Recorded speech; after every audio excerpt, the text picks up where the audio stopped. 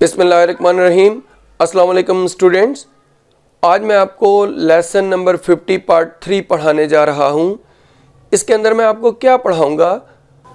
आपको lesson number 50 part 1 के अंदर मैंने स्ट्रक्चर ऑफ सब कॉन्टिनेंट से इंग्लिश सिखाई थी। ना पढ़ता है, नी पढ़ती है, ने पढ़ते हैं, नी पढ़ती हैं, जिन सेंटेंसेस के आखिर में आता है इन सेंटेंसेस की इंग्लिश। फिर लेसन नंबर 50 पार्ट 2 के अंदर मैंने आपको इंग्लैंड और अमेरिकन तरीके से इन्हीं सेंटेंसेस की इंग्लिश करना सिखाई थी, इंग्लैंड के स्ट्रक्चर्स और अमेरिकन स्ट्रक्चर्स के थ्रू। जैसे कि आपको मालूम है कि ऐसे सेंटेंसेस उर्दू के जिनके आखिर में ना पढ़ता है, नी पढ़ती है, ने पढ़ते हैं या नी पढ़ती हैं आता है, इनकी 3 तरह से इंग्लिश की जाती है। एक सब कॉन्टिनेंट के तरीके से, दूसरा इंग्लैंड के तरीके से और तीसरा अमेरिकन तरीके से। ये मैंने आपको लेसन नंबर 50 पार्ट 1 और लेसन नंबर 50 पार्ट 2 के अंदर पढ़ाए। अब मैं इन्हीं स्ट्रक्चर्स के पैसिव वॉइस किस तरह बनते हैं वो लेसन नंबर 50 पार्ट 3 के अंदर पढ़ाने जा रहा हूं। तो आपने हेडिंग लिखना है passive voice of has to and have to plus first form of verb. ये स्टूडेंट्स आपने हेडिंग लिखी।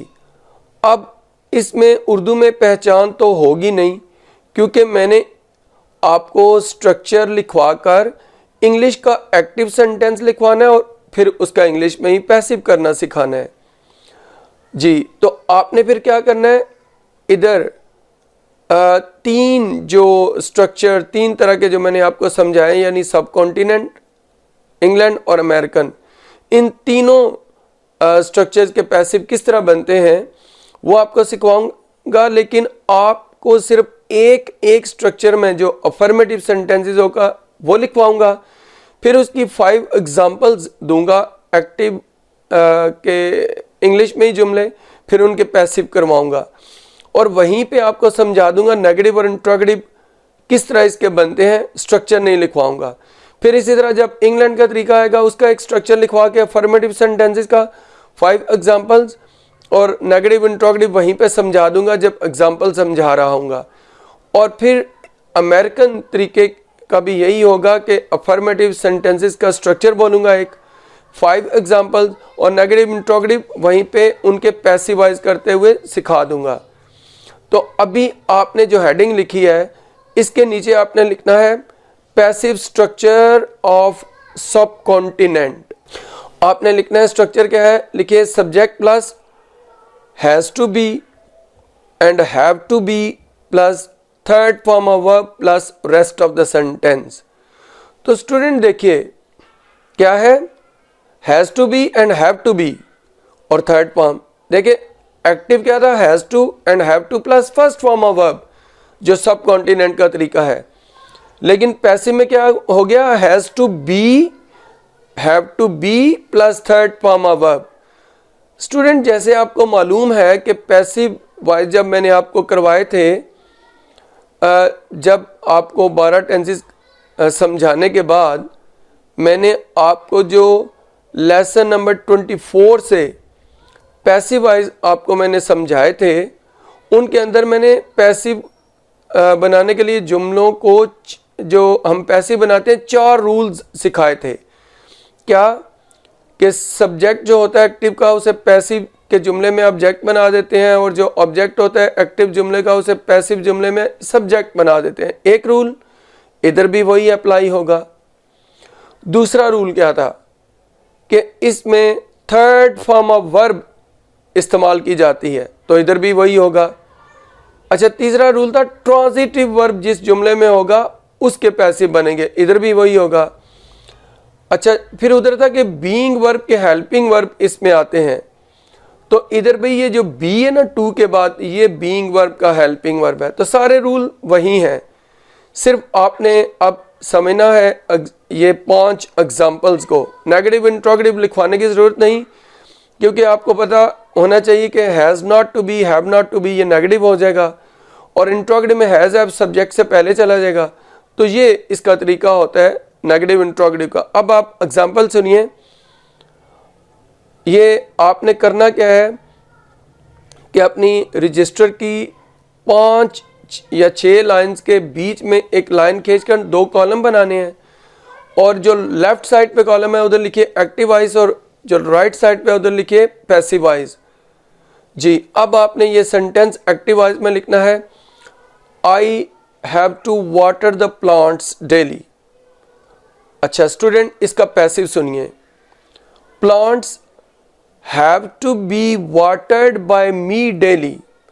देखिए स्टूडेंट्स, ऑब्जेक्ट था एक्टिव जुमले में प्लांट्स, उसको सब्जेक्ट बनाया, आगे हैव टू बी, क्योंकि प्लांट्स ज़्यादा है तो हैव लगा, हैव टू बी, और फिर जो वाटर था उसकी थर्ड फॉर्म होगी वाटर्ड, और जो आई सब्जेक्ट था बाय मी, और एंड में डेली वैसे ही रहा।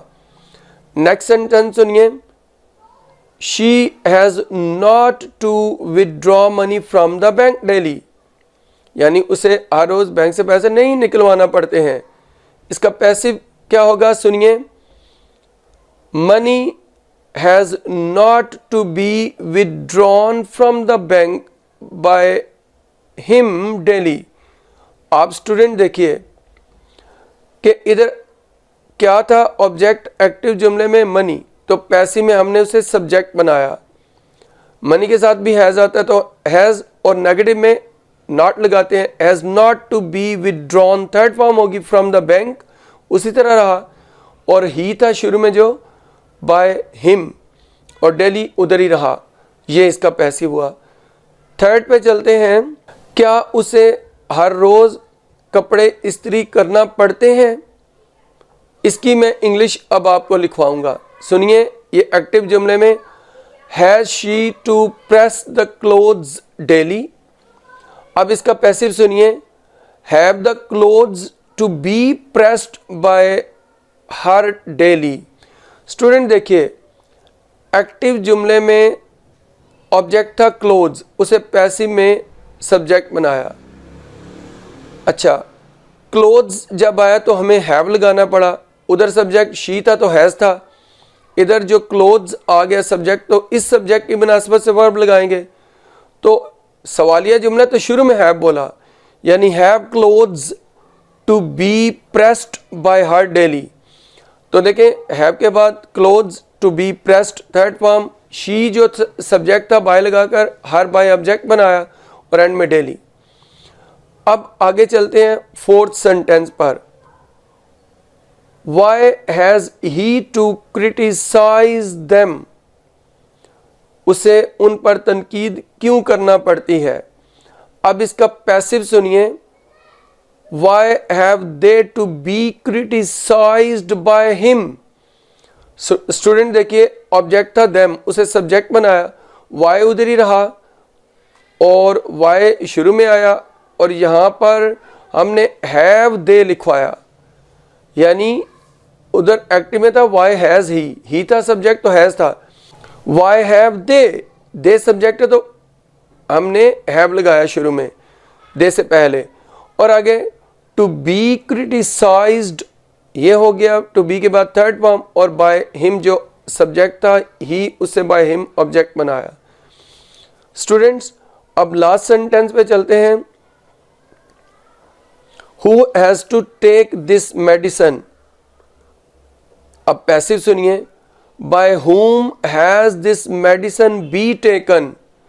स्टूडेंट देखिए, हु सब्जेक्ट था, इसे ऑब्जेक्ट बना लिया, और शुरू में ही ये ऑब्जेक्ट बनता है बाय लगकर बाय whom, और जो इधर ऑब्जेक्ट था एक्टिव जुमले में दिस मेडिसिन, उसे सब्जेक्ट बनाया, तो उससे पहले हैज़ गया, यानी by whom has this medicine, और आगे बी लगाकर टेकन थर्ड फॉर्म लगाई। स्टूडेंट, जब हु सब्जेक्ट होता है तो हम हेल्पिंग वर्ब को सब्जेक्ट से पहले लेकर नहीं जाते, गो कि ये इंट्रोगेटिव सेंटेंस होता है। लेकिन जब हु ऑब्जेक्ट बन गया तो सब्जेक्ट अब कोई और है, यानी दिस मेडिसिन, तो सवालिया जुमले में उससे पहले हेल्पिंग वर्ब को लेकर जाते हैं। तो स्टूडेंट, ये जो मैंने आपको समझाया, ये सब कॉन्टिनेंट सेंटेंस जो के सेंटेंसेस होते हैं, उनका स्ट्रक्चर पैसिव का, और फिर उसके जुमले मैंने आपको समझाए। अब देखें, हमने आगे बढ़ना है किसकी तरफ? इंग्लैंड के तरीके की तरफ। आपने लिखना है पैसिव स्ट्रक्चर्स ऑफ इंग्लैंड, ये हेडिंग लिख लिया आपने। अब अफर्मेटिव इसका भी एक ही स्ट्रक्चर लिखेंगे। लिखे subject plus has got to be या have got to be plus third form of verb plus rest of the sentence. Negative interrogative नहीं लिखवाना, आपको समझ आ जानी चाहिए हैज नॉट गॉट और हैव नॉट गॉट। इंट्रोगेटिव में क्या होगा? हैज या हैव सब्जेक्ट से पहले, बाकी सब कुछ वही। अब एग्जाम्पल पे आ जाते हैं। आपने वही काम करना है कि 5-6 लाइनों के बीच में एक लाइन खींच के 2 कॉलम बनाने हैं। लेफ्ट साइड पे एक्टिव वाइज और राइट साइड पे पैसिव वाइज लिखना है। और अभी आपने क्या करना है? फर्स्ट सेंटेंस एक्टिव वाला, I have got to water the plants daily.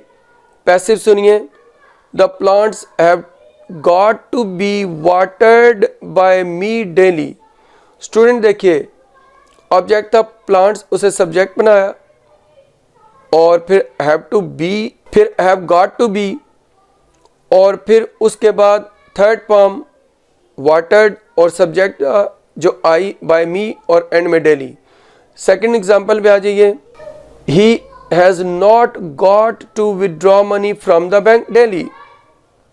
Passive इसका सुनिए, passive money has not got to be withdrawn from the bank by him daily.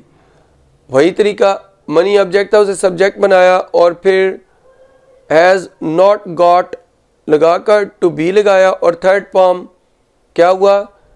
Withdrawn from the bank उसी तरह आया और बाय हिम जो subject था उसे बाय हिम ऑब्जेक्ट बनाया और एंड में डेली। अगली एग्जांपल पे आ जाएं, has she got to press the clothes daily. अब इसका पैसिव सुनिए, have the clothes got to be pressed by her daily. तो क्लोथ्स ऑब्जेक्ट था, उसे सब्जेक्ट बनाया, उसे पहले हैव लगा, गॉट टू बी प्रेस्ड और जो सब्जेक्ट था शी उसे बाय हर लगाकर ये जुमला हमने मुकम्मल किया।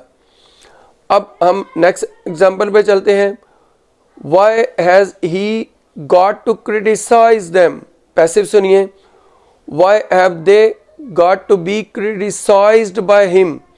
तो देखिए स्टूडेंट, वाई उसी तरह रहा, फिर जो ऑब्जेक्ट था देम उसे सब्जेक्ट बनाया, उससे पहले हैव आया, हैव दे और गॉट उसी तरह और टू बी क्रिटिसाइज्ड और जो सब्जेक्ट था ही उसे बाय हिम ऑब्जेक्ट बना लिया। लास्ट सेंटेंस पे चलते हैं, who has got to take this medicine. Passive सुनिए, by whom has this medicine got to be taken.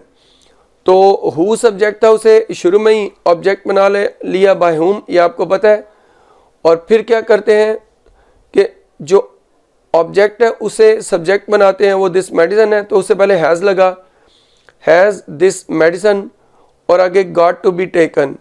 तो स्टूडेंट ये आपको बता चुका हूँ कि हु एक्टिव जुमले में जब सब्जेक्ट होता है तो इससे पहले हेल्पिंग वर्ब नहीं जाता, लेकिन जब पैसिव में ये ऑब्जेक्ट बन जाता है, सब्जेक्ट कोई और बनता है, जैसे दिस मेडिसिन बनना, तो सवालिया जुमले में उससे पहले हेल्पिंग वर्ब आ जाता है। ये इंग्लैंड का तरीका भी हो गया। अब आपने लिखना है heading passive structures of America और इसका एक ही स्ट्रक्चर उसी तरह अफर्मेटिव लिखेंगे। लिखिए आप, बिल्कुल वैसा ही स्ट्रक्चर है जो सब कॉन्टिनेंट का था, अलबत्ता इसके नेगेटिव और इंट्रोगेटिव चेंज होंगे, तो मैं लिखवाऊंगा एक ही। अब एग्जाम्पल पे चलते हैं। आप ज़रा एग्जाम्पल लिखने से पहले अपने रजिस्टर की बीच में जो आपका पेज है उसके बीच में 5-6 लाइनों पर आप एक लाइन खींच के 2 कॉलम बनाइए। लेफ्ट साइड पे एक्टिव वाइज और राइट साइड पे पैसिव वाइज लिखिए। ये आप लिखिए एक्टिव वाइज और पैसिव वाइज। अब सेंटेंसेस पे आ जाइए।